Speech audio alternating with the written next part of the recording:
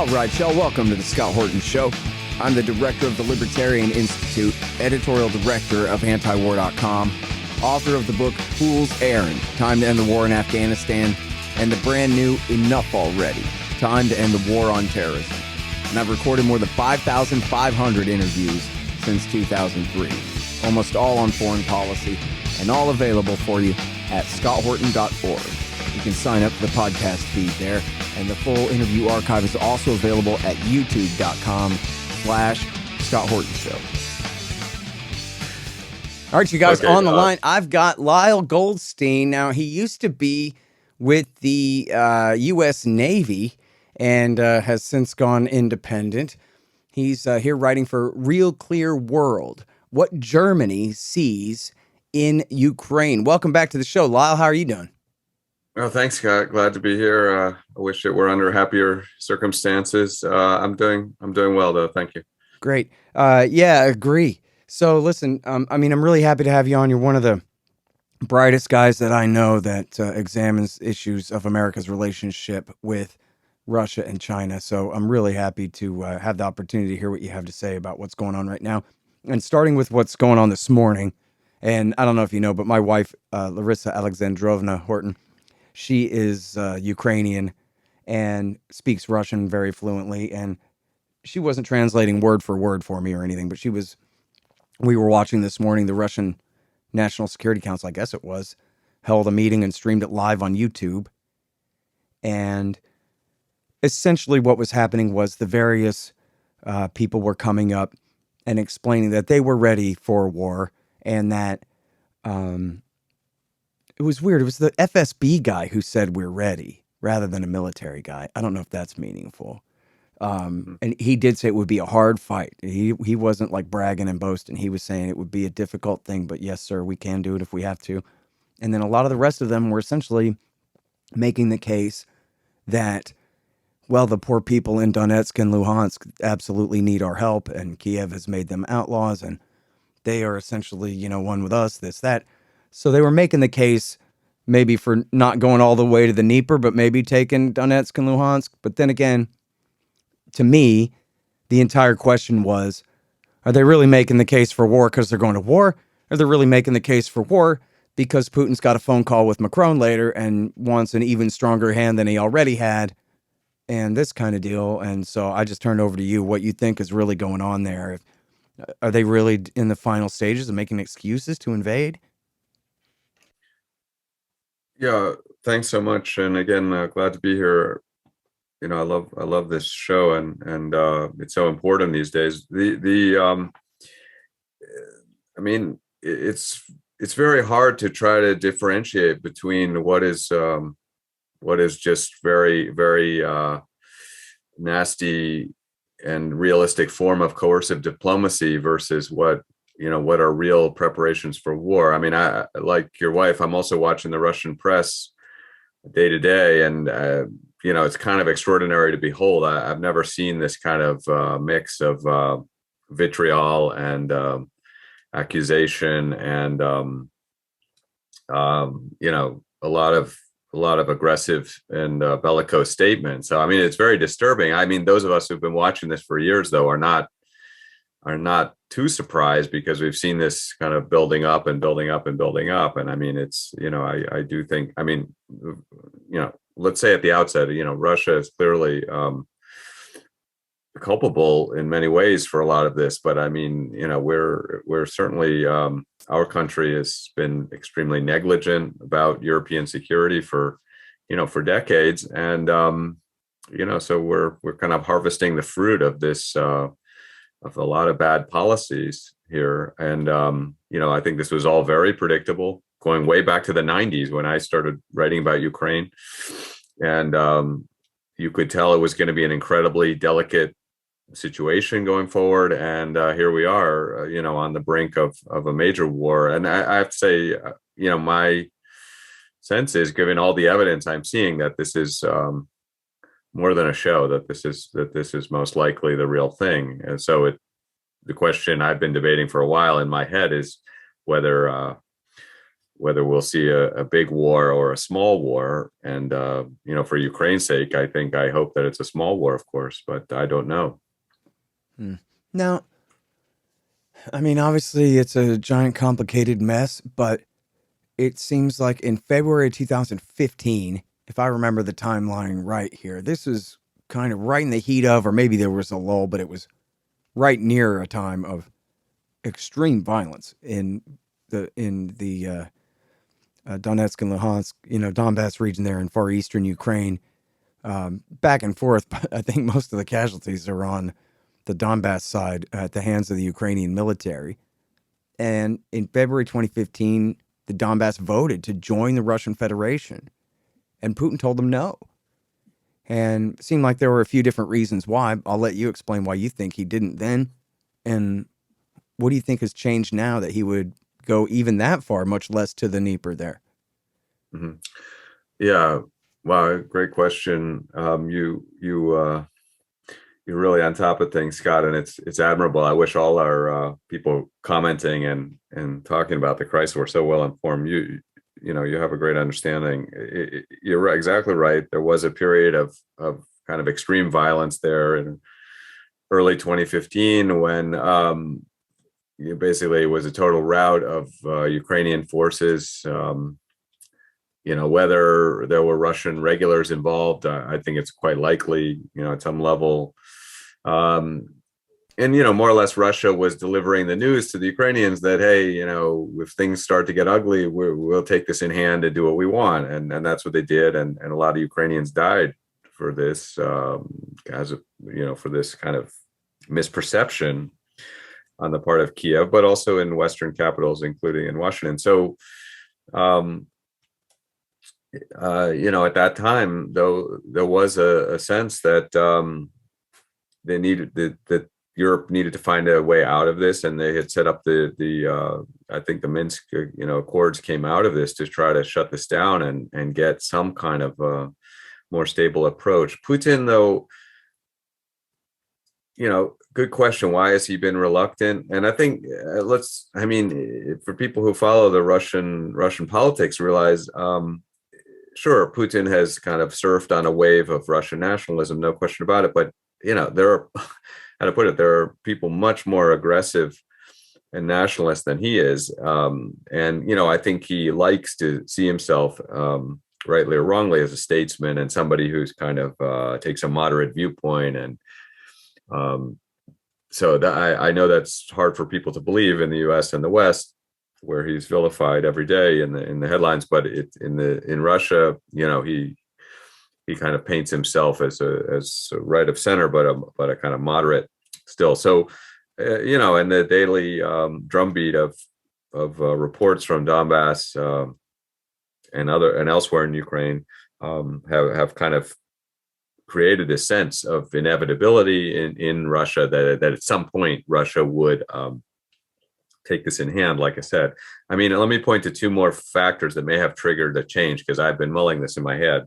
Maybe three factors, but one, unquestionably, Belarus casts some major shadows over all of this. And I think for Putin and the Russian elite, that was a really kind of how to put it, kind of existential moment where they considered whether Russia might be toppled by external forces, their own regime. And now, I'm sorry, you're talking about the color-coded attempted revolution in Belarus last year? Yeah. Yeah. And I think that really unnerved them and made them think that there was time to draw these red lines, which, I think they would say they had already drawn, but to color them in a deeper shade of red and make sure that they were bright, flashing, red, So I think that's one issue that really is sort of lurking behind all of this discussion and making and has made the Kremlin that much more aggressive. This idea that if you don't try to save your regime and your ideology and your ethos, is it where your national ethos, then you'll just be swept up in one of these colored revolutions and you're going down. So that explains part of it. There have been moves against Ukrainians with Russian sympathies.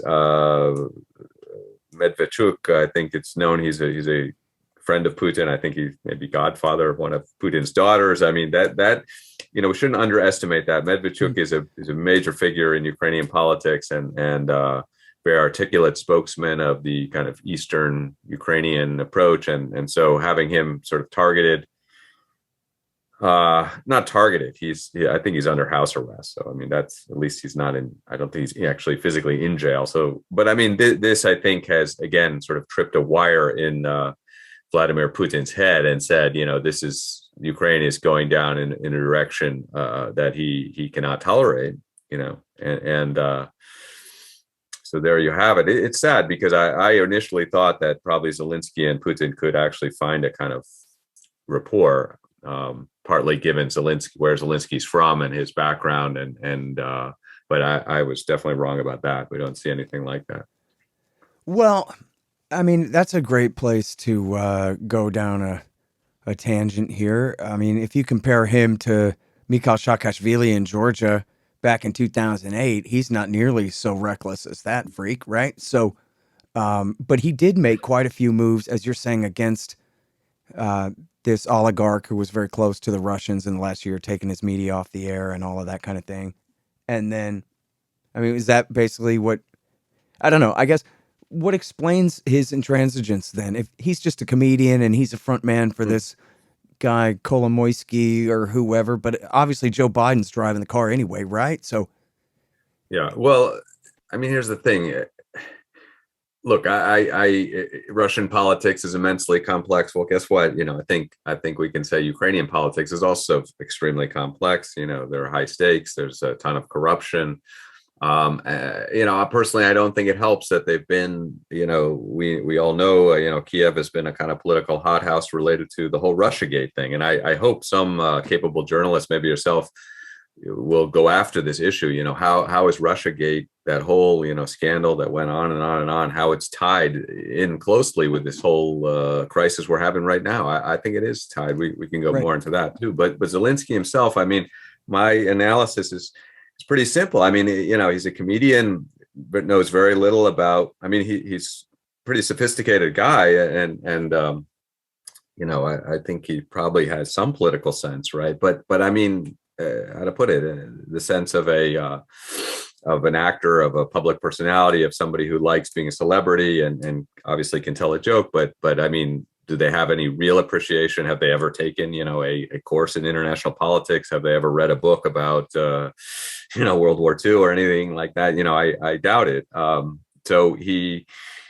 I think that as a political neophyte, he was sort of thrown into the maelstrom and immediately realized that the platform he ran on, i.e., let's make peace with the Russians, or at least let's talk to the Russians.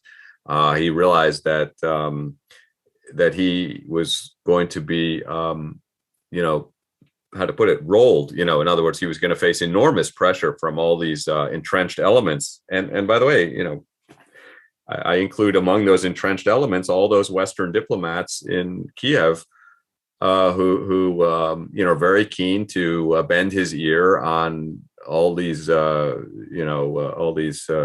things allegedly that Russia is doing in Ukraine. So therefore, he was kind of brought around to that point of view that he had to suddenly become a hardliner. So essentially, what I see is he more or less became he adopted more or less the positions of his predecessor on, among other things, the whole Minsk process, but NATO, all these things. He basically adopted those positions, probably because he was advised to do so by, various ambassadors and probably from the United States as well. So, that kind of, to me, explains how Zelensky went from being a comedian with kind of pro-peace outlook to parading around in the trenches saying we're going to fix those Russians, and one day we'll get Crimea back, which is a total pipe dream and doesn't help the situation. I mean, a wiser leader would have actually sat down with Putin on numerous occasions. But remember, with the one time where he did sit down with Putin, that was, I believe, in Paris in 2019 or 2018.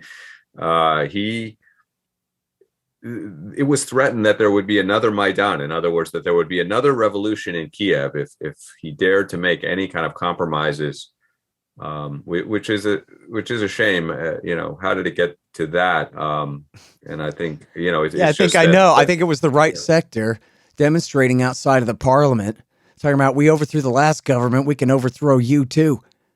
Right. So, I mean, you have, I call it these kind of out of control, radicalized nationalist elements. And Ukraine's not the only country with these people. So they're out there. But I mean, unfortunately, we've seen they're very skillful in Ukraine at mobilizing angry people, occasionally willing to resort to violence. So, I mean, it's a hothouse. And, I don't envy a guy like Zelensky, but of course, I and everybody, I guess, we're hoping for better, that he would be able to find a way through this challenging circumstances. I mean, look, you cannot move Ukraine. It is located next to Russia. It has a lot of people who speak Russian and who are interested in Russian culture, and there's so many ties that bind them that I mean, it's sort of ridiculous to the idea that you can excise all Russian influence from Ukraine. And so a leader with foresight would recognize that and just sort of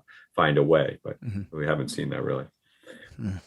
Well, now I guess, I'm sorry, I got so many different questions. I'm not sure which one to ask in which order. Let's start with what's the worst case scenario do you really think? You think they're going to take the whole eastern half of the country, march to Odessa and take Mariupol and all that? Or they're just going to take the very far eastern provinces? I think you already said you're pretty sure they're doing something here. By the way, the New York Times headline is live updates. Putin prepares decision on breakaway Ukraine regions. That's their headline for the meeting that took place this morning that we talked about earlier.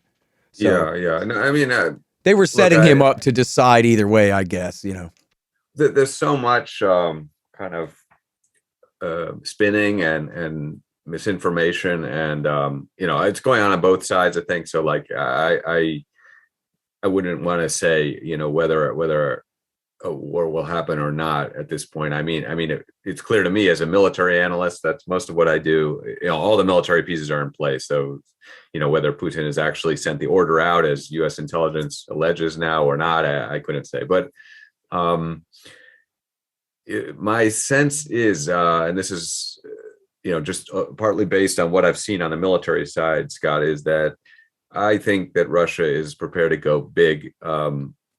I think that they would definitely stay away from Kiev. It's not to say that the Russians have such military superiority. If they want to run a column of tanks down the central boulevard in Kiev, the Maidan, they can do that. But I don't think, and they might, because just to say they can do it and scare people. That's part of this is about intimidation and symbols and stuff like that. It occurs to me they may want to strike at Lvov in particular, because that's kind of a hotbed of Ukrainian nationalism. So I wouldn't be surprised if airstrikes or missiles. And that's in the far west of the country. You're talking. That's in the far west. Because I think that they may want to. Part of this is to say that you cannot just sort of put aside Russian aspirations and capabilities, and so that message may come in the form of severe punishment. I don't think that they will mete out extraordinary punishment in Kiev itself, because Kiev is a huge city. Kiev is quite on the fence. I mean, there's sort of it's a mix of people and cultures, and if you will, kind of a sacred city also in Russian sort of history. So I don't think that they will. I don't think Kiev will be, destroyed or something like that. There were some headlines like that. I don't see that at all. But to your point, I do see is very likely Russian movements against both Kharkov in the east, in the far east, and also Odessa in the far west. And that, why do I say that? Because I've couple of reasons. Kharkov is pretty obvious because it's so close, and there's a lot of. Well, Odessa's kind of right in the middle in the south, right?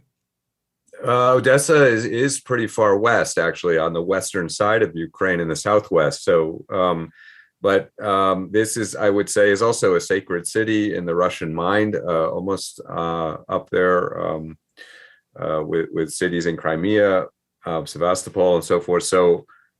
to me, it would be very high on their list. You know about the atrocities that went on there, how a number of pro-Russian people were burned to death, in that horrible incident, and that was in 2014. That hasn't been forgotten, but I mean, there would be a couple of reasons for this, both sort of, as I pointed out, like historical, cultural reasons. Um, then I have had quite a bit of interaction with the Russian Navy over the years, and they have a lot of pride. They want to, like any military service, they want to show themselves as being relevant, important, and so for them, nothing could be more glorious for them than to land in southern Ukraine, using amphibious ships, which have been sent to the area, probably for this purpose, and so to make some kind of landings there, and then to attack Odessa, that would be, how to put it, that would be sort of solidifying the important role of the Russian Navy in Russian history, which, by the way, is not something to take for granted. The Russian Navy often gets the short end of the stick, and while Russia favors tanks and air defense and so forth. So that's a kind of bureaucratic explanation, but also it would kind of, I see a kind of pincer movement, almost like a Stalingrad move that traps most of Ukraine's forces in the east near Luhansk and Donetsk. But this, by attacking in the southwest, also have the benefit of sort of pulling forces away from the east and kind of unhinging the Ukrainian command. So, I mean, I guess this is a long way of saying, Scott, I see a kind of very major operation that takes some serious bites out of Ukraine, both in the east and in the far west. Give me just a minute here. Listen, I don't know about you guys, but part of running the Libertarian Institute is sending out tons of books and other things to our donors. And who wants to stand in line all day at the post office? But stamps.com? Sorry, but their website is a total disaster. I couldn't spend another minute on it. But I don't have to either, because there's easyship.com. Easyship.com is like stamps.com, but their website isn't terrible. Go to scotthorton.org/easyship. Hey, y'all, Scott here. The Libertarian Institute has published a few great books. Mine, Fool's Errand, Enough Already, and The Great Ron Paul.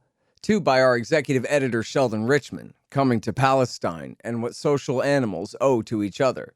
And of course, No Quarter, The Ravings of William Norman Grigg, our late great co-founder and managing editor at the Institute.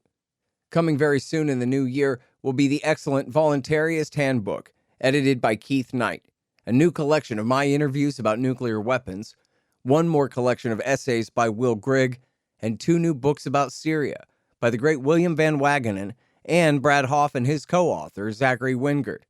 That's libertarianinstitute.org/books.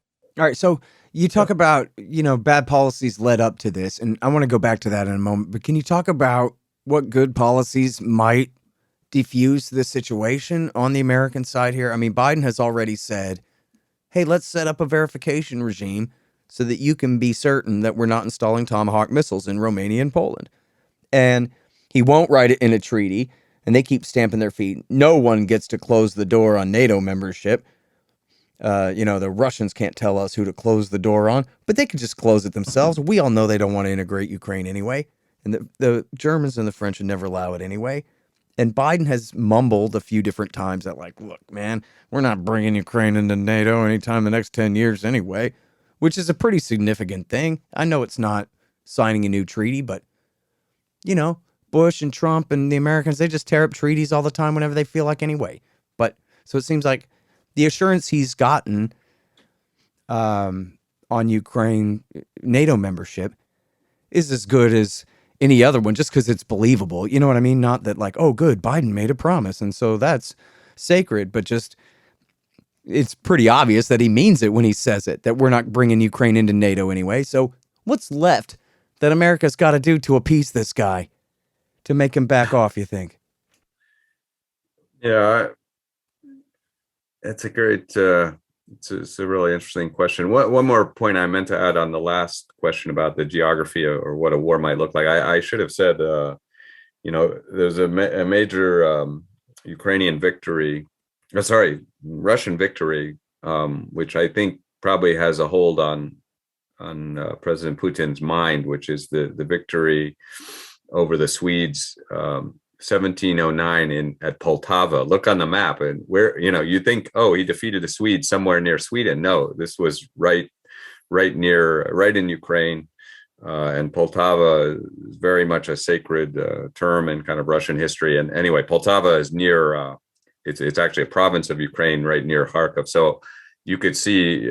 I would suggest that is probably a place. And one more issue is the water for Crimea. And Crimea has had this problem over the last few years that they have insufficient fresh water, and I think this will be a major objective of war. So this is why I would suggest that I think a decent amount of Ukraine will probably be. Come under Russian. Well, I mean, control. that kind of answers the other question, which is, it sounds like you're saying there's so much advantage that they think that they could take here that they're going to take it. Maybe, resentment at NATO expansion is just an excuse after all. Well, I think that's some of it, and part of it is it seems like Putin, he feels. I mean, this is a guy who, people forget about this, but well before Russiagate, Putin kind of styled himself as a kind of Westernizer, and somebody who liked to hobnob with leaders. Remember when George Bush looked into his eyes and so forth. I mean, so he had that kind of disposition, but now he feels kind of severely wronged. He feels completely like isolated and shut out from that whole thing. That whole kind of approach, and so he's sort of, as it were, this is his revenge, and that he's kind of taken. He says, if I can't discuss or negotiate even on European security with Western leaders, including the United States, but other leaders as well, then I'm just going to do what I need to do for Russian interests, and that means basically, not negotiating the future of Eastern Europe, just taking, what he wants and feels that Russia needs in Eastern Europe. Now, I don't want, I'm not saying that he's going to invade the Baltics and Poland or something like that, but I mean, he's taking very strident measures to show that if Russia is ignored, then it will kind of strike back. I mean, what kind of offers could have been made? I do think it's a little bit late for this diplomacy, but people have been talking about Finland and Austria as examples. And I was recently on a call with somebody who said, well, nobody in Europe likes the Finnish example, and even the Finns themselves would never agree to that today. But I mean, really, I think that misses the point. What Finland enjoyed lots of autonomy during the Cold War, and they escaped from a very virulent kind of oppression that the other countries in Eastern Europe suffered. How did they escape that? By declaring very firmly that they would not, do anything that was contrary to Russian national security interests. And Finland and Russia have enormous amount of bad blood. Enormous, so they had every reason to contest Russia in a very forceful way. They chose not to. They said, no, we're going to try something different. We're going to be neutral and carefully neutral. And Finland benefited enormously. And today, Finland is one of the happiest, most beautiful, and well-off countries in the world. And it's largely goes down to them just stopping, ceasing this kind of endless warfare with the Russians. So I would like to see other countries in Europe take this very mature approach, in Eastern Europe, that is. There's not much you can do about the Russian bear. He is who he is. He's not a cuddly bear. And you just have to deal with that reality. And the United States most likely is not, I would say, almost for sure, is not coming to save you. That's one thing this crisis made very clear. And I hope there are a lot of people in the Baltics who are kind of scratching their head going, wow, what does this Article 5 really mean? Yeah. Because it's a question. Well, I saw where someone criticized me. God help me, I read a YouTube comment, and it said, yeah, this guy completely ignores the fact that all these countries want to join NATO. And my answer to that is, geez, I didn't really think of that, because I don't really care what they want, but I guess he's got a point that all these nations are run by people who are afraid of Russia. Yeah, I mean, Certainly the USSR is yeah. gone, but there's previous history for them to refer back to, I guess. Yeah, I mean, look, the world is full of people who are fearful and who are, who would like to live better and so forth, and live in complete security. And what could be better than having somebody from abroad come and solve all your problems and deliver your security? And I don't deny that countries like Poland, Hungary, and the Baltics even have done very well off NATO. How have they done well? Well, all the investors think, well, if they're in NATO, then they're probably pretty secure, and that's a good investment. So I'm willing to invest in all these things that I wouldn't necessarily do if I wasn't sure. So I mean, yeah, they have. Look, these people have benefited a lot, and probably Ukraine would benefit too. But again, it's pie in the sky because it's quite illusory, and hopefully, I hope the situation will stabilize. But we didn't talk about one scenario that does bother me, which is, if you posit that Putin is not really, he's not fearful of Ukraine so much. Ukraine is kind of a mess now and for a long time. But what he's fearful of is NATO and NATO strength, all the capabilities that are piling up, all the adversarial sensibility, the constant exercises, their proximity, the new deployments of various kinds of forces. If you posit that is the problem, and I'm including that, for example, the missile defense facilities in Romania and also now in Poland. If that's the problem, then messing with Ukraine doesn't necessarily, this war in Ukraine doesn't necessarily solve that. So how does he go about solving that? And I do fear that there could be an Article 5 challenge in the near future. I mean, and even part of this war where Putin says, look, you and NATO seem to believe that I can only have my way in Ukraine, but I cannot have my way in the Baltics and Romania and so forth. And as he said in his statements that he made, he put everything on the table. He said, I want all NATO infrastructure in Eastern Europe gone. We're going back to where we were in the early 90s. I want all that infrastructure gone. It's not to say they can't be members of NATO, but I need all of the bases and so forth to be, to disappear. Mm-hmm. Well, that's an extraordinary statement, and probably shows his wider intent. That is that Russia will not be secure until, the specter of NATO close to its borders is removed. And to do that, he may well try to essentially to call our bluff, which is to say, to put Article 5, very crisply, very, in a crystal clear way to say that this is, let's see if the Americans really show up to defend, the Baltics and so forth. I don't mean that he will roll his tanks into Estonia and Romania and so forth and drive to Warsaw. What I'm saying is he may bloody, he may, create a small incursion, raids, strikes, to sort of dare NATO to respond in some way. So I think that is, unfortunately, that it's low probability, but it's kind of the darkest scenario here. I call that the big war plus, Yeah. Well, and it does go right to what you were just saying. The question that the Baltic states got to be asking themselves is, do we really mean it? And, I think back on, in Kennan's warning in the New York Times in 1998, where he's talking with Thomas Friedman. And it's just one statement. He doesn't really elaborate about this, but he just kind of says, we're including all these countries that we have no intention of protecting if it really came down to it. I mean, really, are we going to go to nuclear war even over Poland, much less Latvia? I mean, would even Joe Biden really draw the line that far east after, Ike and LBJ and Ronald Reagan said, I'm sorry, man, you're too far east for us to fight for you at this point back then. Mm-hmm.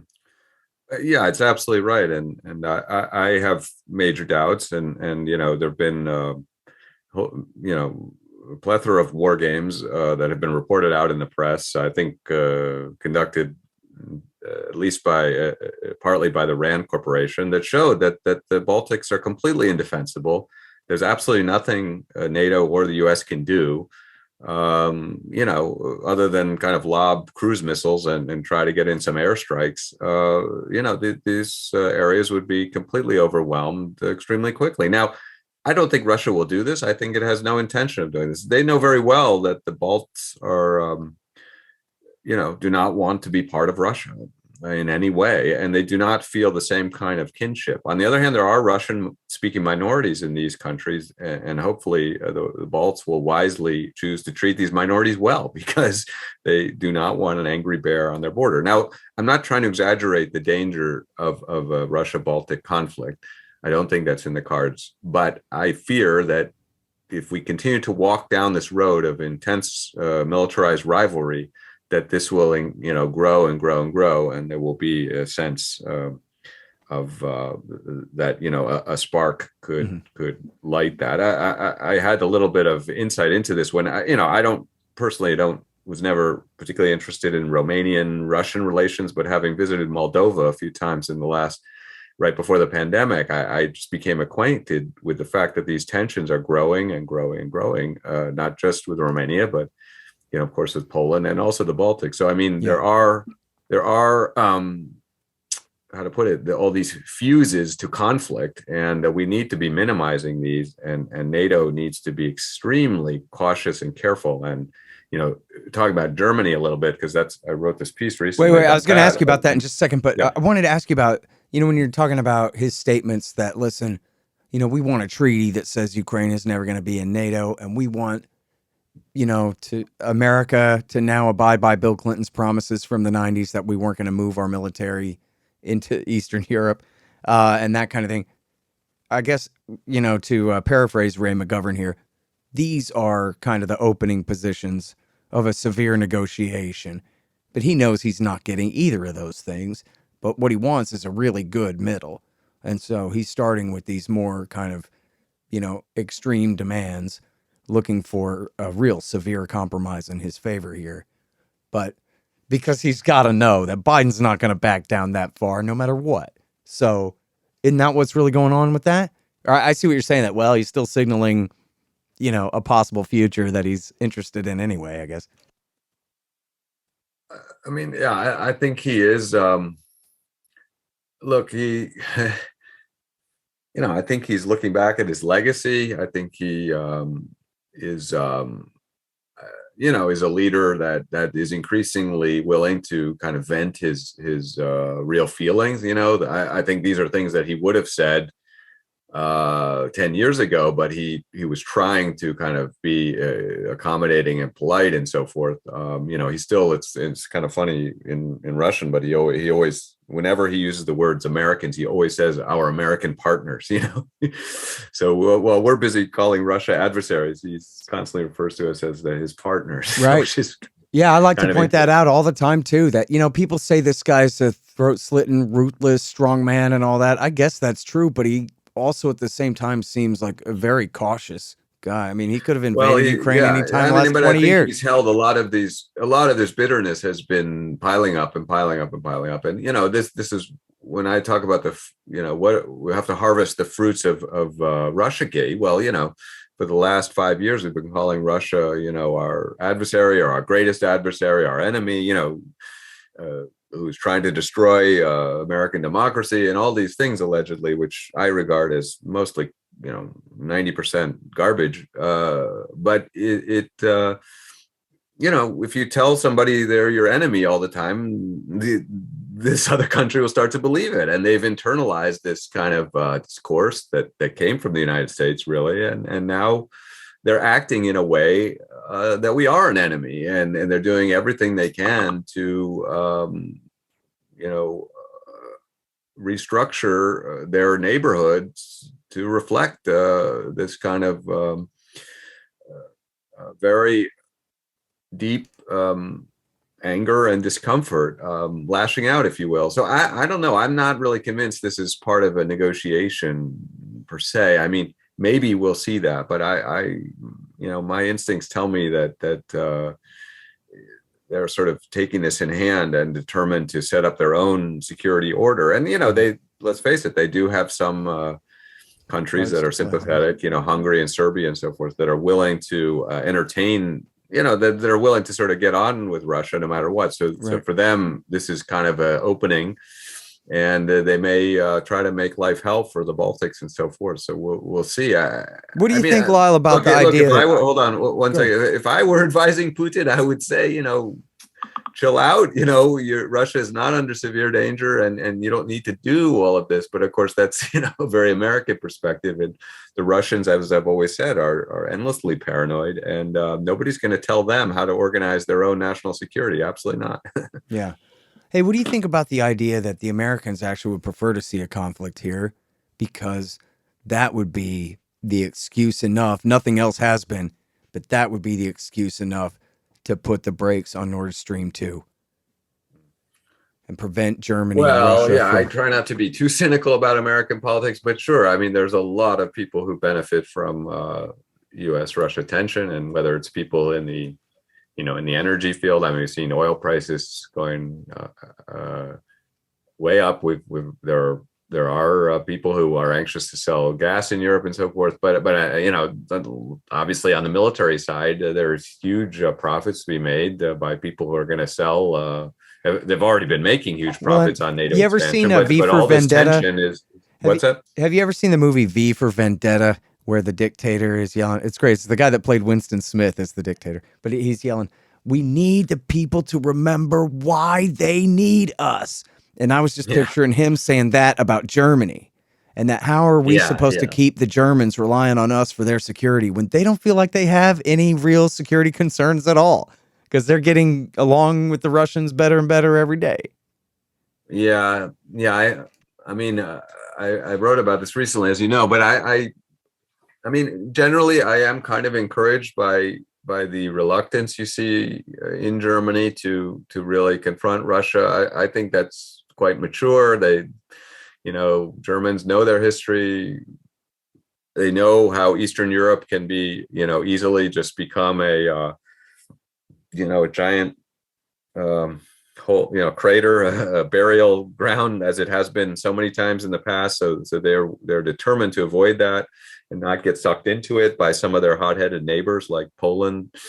And I applaud the Germans for that maturity. But I mean, let's face it, Berlin is under enormous pressure now. I mean, they've been severely shellacked for their kind of policies that are more accommodating toward Russia, which is, I find to be really, really terrible. I was sort of hoping that between Olaf Scholz and Macron, that they would find, the French leader Macron, that the two of them could kind of come up with a diplomatic formula that spares Ukraine and somehow avoids all of this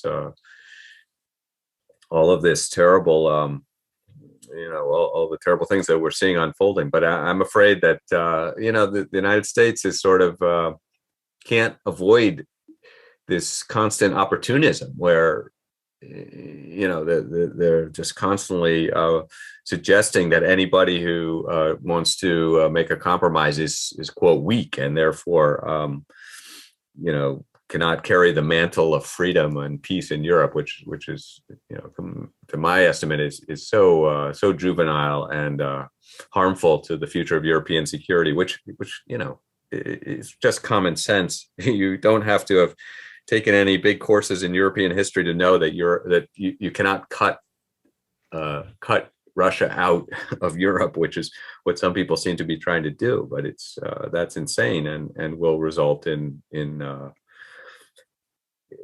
sort of continuous warfare. I mean, this could be the first of many wars in Eastern Europe that follow. Let's hope not. We need a more mature approach. In the nuclear age, this is just insanity what is going on. Right. Absolutely. The kind of risk taking that we're seeing. Right. Okay. Listen, I can't tell you how much I appreciate your time, especially for staying over a little bit with me here, Lyle. Great talk. Thank you. My pleasure, Scott. Yeah. And take care, everyone. All right, you guys, that's Lyle Goldstein, Director of Asia Engagement at Defense Priorities. And here he is writing at Real Clear World, what Germany sees in Ukraine. Update. Shortly after this was recorded, Putin gave a speech where he announced he was recognizing the independence of the Donbass region. So far, it's not clear if he means already the parts that are independent de facto, or whether he means to include the parts where the Ukrainian military is stationed. We don't know yet, but that's the latest as of the time we're publishing this interview anyway. The Scott Horton Show, Anti-War Radio, can be heard on KPFK 90.7 FM in LA, APSradio.com, antiwar.com, scotthorton.org, and libertarianinstitute.org.